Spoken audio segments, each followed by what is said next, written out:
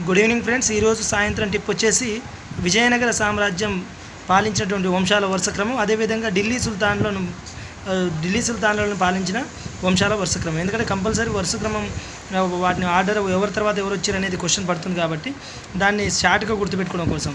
ఒకటి చూడండి, విజయనగర సామ్రాజ్యం సంబంధించి సంసాతువ, సాలువ వంశం, సంగమ వంశం, తులువ వంశం, ఆరవిడి వంశం.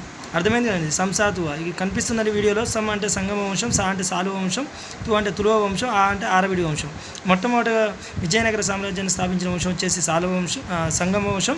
చిట్ట చివరి వంశం వచ్చేసి ఆరవిడి వంశంతో పూర్తిగా విజయనగర సామ్రాజ్యం తుడుచుకుపెట్టుకుపోయిన సంఘటన మనకు కనిపిస్తుంది.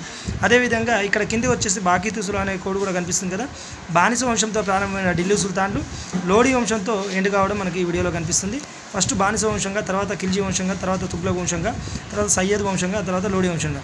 బానిస వంశ స్థాపకుడు కుతుబుద్దీన్ ఐబక్తో ప్రారంభమైన ఢిల్లీ సుల్తాన్లు లోడీ వంశంలో ఇబ్రాహీం లోడీతో 1526 అనుకుంటా 26 సంవత్సరంలో కంప్లీట్గా ఈ ఢిల్లీ సుల్తాన్ల పాలన అంతమవడంతో మళ్ళీ అదే సంవత్సరంలో ఇక మొఘల్స్ పాలన బాబర్తో స్టార్ట్ అవ్వడం జరుగుతుంది. ఇది అండి ఈరోజు సాయంత్రం టిప్పు. ఉంటానండి. మీ బాలాజీ చెరపైన నచ్చితే లైక్ చేయండి, నచ్చకపోతే డిస్లైక్ చేయండి. కామెంట్, షేర్, సబ్స్క్రైబ్ మాత్రం చేస్తూ ఉండండి.